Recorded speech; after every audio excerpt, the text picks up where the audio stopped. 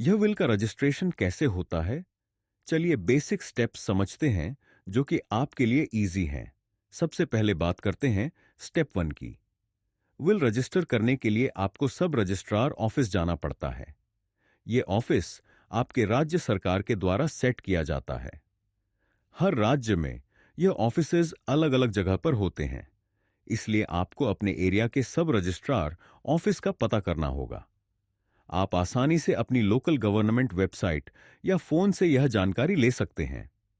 Step 2 में हमें थोड़ा सा फाइनेंशियल पार्ट समझना है। आपको विल डॉक्यूमेंट को रजिस्टर करने के लिए स्टैंप ड्यूटी नहीं देनी पड़ती, क्योंकि इंडियन स्टैंप एक्ट के अनुसार विल डॉक्यूमेंट इस ड्यूटी से एक्सेम्प्टेड होता है, यानी स्टैंप ड्यूटी की कोई कॉस्ट नहीं होती। मगर हां, जो बेसिक चार्जेस हैं वो आपको विल डॉक्यूमेंट के स्कैनिंग के लिए देने पड़ते हैं। ये चार्जेस हर पेज के लिए होते हैं और आपको एक ऑफिशियल रसीद मिलती है। तो बस ये कॉस्ट थोड़ा ध्यान से समझना है। स्टेप 3 में आपको अपना विल ड्राफ्ट करना होता है। ये सबसे जरूरी स्टेप है। अगर आप अपना विल खुद लिख रहे हैं तो आपको ध्यान रखना होगा कि उसमें सारे नेसेसरी प्रोविजंस हों। अगर आपको लीगल एडवाइस चाहिए तो आप लीगल एडवाइजर से मदद ले सकते हैं। हम आपकी मदद करेंगे ताकि आपका विल लीगली वैलिड हो और आपकी सारी विशेष प्रॉपर्ली रिफ्लेक्ट हों। विल में आपको अपने पर्सनल डिटेल्स लिखनी होती हैं, जैसे आपका नाम, एड्रेस और एज।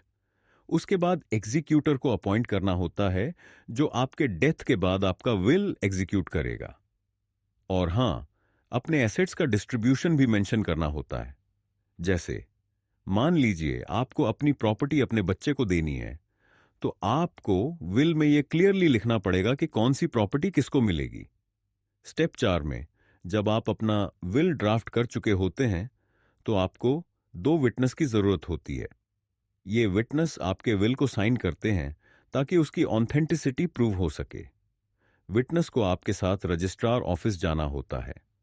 इंपॉर्टेंट बात यह है कि विटनेस का होना जरूरी है, लेकिन यह जरूरी नहीं कि वे आपके बेनिफिशियरीज हों।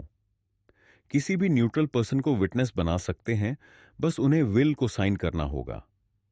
स्टेप 5 में विल को एग्जीक्यूट करना होता है, यानी आपको अपने विल पर साइन करना होता है और वो साइन विटनेस के सामने होने चाहिए। ये स्टेप बहुत इंपॉर्टेंट है, क्योंकि अगर आप साइन नहीं करते या गलत जगह साइन करते हैं तो विल इनवैलिड हो सकता है।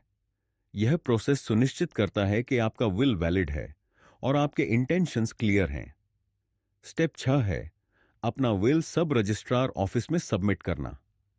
आपको अपने ओरिजिनल विल को रजिस्ट्रार को देना पड़ता है और रजिस्ट्रार उस डॉक्यूमेंट को वेरीफाई करते हैं, यह सुनिश्चित करने के लिए कि आप जो क्लेम कर रहे हो वो सही है। उसके बाद रजिस्ट्रार विल को स्कैन करते हैं और ओरिजिनल विल आपको वापस दे देते हैं। रजिस्ट्रार आपका आइडेंटिटी वेरीफाई करेगा और विल को सील करने के बाद आपको एक ऑफिशियल रसीद मिलेगी।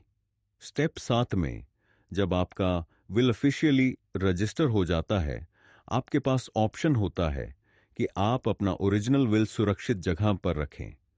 आप अपने घर में रख सकते हैं या किसी लॉकर में रख सकते हैं। आप अपने एग्जीक्यूटर को भी दे सकते हैं ताकि जब जरूरत पड़े वह आपका विल एक्सेस कर सके। यह स्टेप बहुत जरूरी है क्योंकि आपको अपना विल एक्सेसिबल और सिक्योर रखना होगा। यह भी आपको जाना जरूरी है कि विटनेस रिलायबल होने चाहिए जो आपके विल के कंटेंट को समझ सके और उसकी ऑथेंटिसिटी को वेरीफाई कर सके। आप अपना विल कभी भी मॉडिफाई कर सकते हैं, बस एक नया विल बनाकर पुराना कैंसिल करना पड़ता है। अगर आप अपने एसेट्स को प्रॉपरली डिस्ट्रीब्यूट करना चाहते हैं तो लॉयर की मदद लेना अच्छा रहेगा। अगर आपको अपना विल बनवाने या रजिस्टर करवाने में मदद चाहिए तो आप हमसे संपर्क कर सकते हैं। और लाइक, फॉलो एंड सब्सक्राइब